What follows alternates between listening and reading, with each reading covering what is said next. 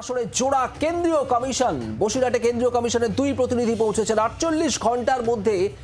তলব করা হয়েছে রিপোর্ট কেন্দ্রীয় অর্থাৎ জাতীয় মহিলা কমিশনের তরফে পাশাপাশি রাজ্য সরকারের কাছে রিপোর্ট চেয়েছে জাতীয় তফসিলি কমিশনও একদিকে জাতীয় মহিলা কমিশন অন্যদিকে জাতীয় তফসিলি কমিশন দুপক্ষই সক্রিয় সন্দেশখালীতে এবং দুপক্ষের তরফেই রিপোর্ট তলব করা হয়েছে রাজ্যের কাছে আপনাদের জানাবো সন্দেশখালী কাণ্ডে এবার আসলে জোড়া কেন্দ্রীয় কমিশন বসিরহাটে কেন্দ্রীয় কমিশনের দুই প্রতিনিধি ইতিমধ্যেই পৌঁছেছেন তারা বিক্রম দাস আমাদের প্রতিনিধি রয়েছেন আমাদের সঙ্গে বিক্রম দুই কেন্দ্রীয় কমিশনের প্রতিনিধি তারা গিয়েছেন কি খবর দেখো তোমাকে যেটা জানাবো যে কিছুক্ষণ আগেই সন্দেশখালী থানায় এসে পৌঁছান জাতীয় মহিলা কমিশনের দুই সদস্য এবং যাদের মধ্যে একজনের নাম শালিনী সিং এবং এই দুজন কিন্তু এই মুহূর্তে কার্যত সন্দেশখালী থানার যারা পুলিশ আধিকারিক রয়েছে তাদের সঙ্গে কথা বলছেন বিশেষ করে আমরা যে বিগত কয়েকদিন ধরে যে অভিযোগের কথা শুনছিলাম যেখানে দেখা যাচ্ছিল যে বহু মহিলা গ্রামবাসী মহিলা তারা অভিযোগ করছিলেন শিবু সর্দার বা উত্তম হালদারের মতন যারা শাহজাহানের বাহিনী রয়েছে তাদের কিন্তু অত্যাচারের কথা তারা বারবার বলছেন তোমাকে এই মুহূর্তে ছবিটা সরাসরি দেখাবো তুমি দেখতে পাচ্ছ যে যারা প্রতিনিধিরা এসেছিলেন তারা কিন্তু এই মুহূর্তে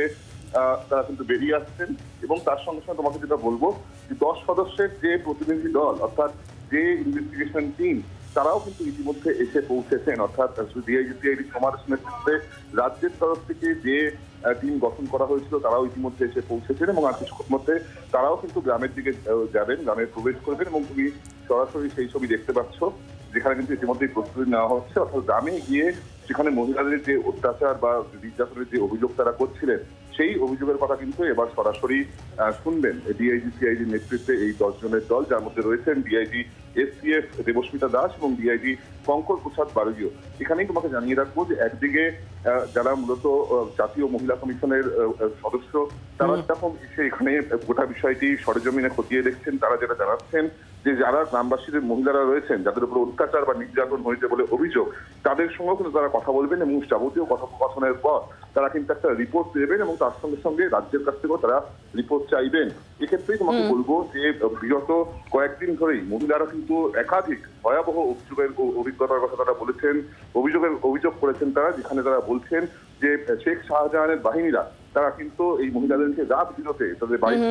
তো যদি তারা যেটা অস্বীকার করতে তারা কিন্তু তাদের স্বামীকে পরিবারের সদস্যদেরকে মারধর করা হতো সরাসরি সেই ছবি তুমি দেখতে পাচ্ছ যেখানে কিন্তু এই মুহূর্তে আমরা দেখতে পাচ্ছি যে কেন্দ্রীয় দল এসেছিল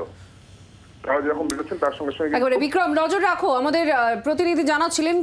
জাতীয় মহিলা কমিশনের দুজন সদস্য তারা এবার তদারকি করছেন কথা বলছেন পুরো বিষয়টা নিয়ে আর আপনাদের শোনাবো অধীর রঞ্জন চৌধুরী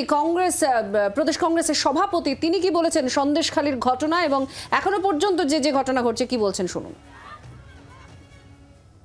এখানকার যে মহিলা কমিশন তারা পশ্চিমবঙ্গের তৃণমূলের সরকারের দালালি করে তাই তাদেরকে কথা বলতে হয়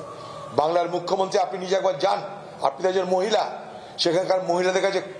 কথা বলে জেনে নিন যে সেখানকার মহিলাদের উপরে আপনার দলের নেতারা কি ধরনের অত্যাচার করেছে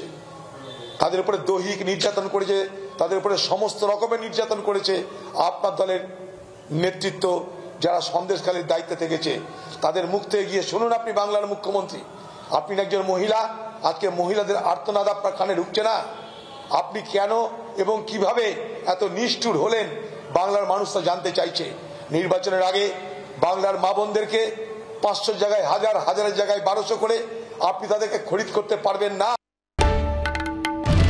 বাংলার আওয়াজ বাঙালির আবেগ জি 24 ঘন্টা।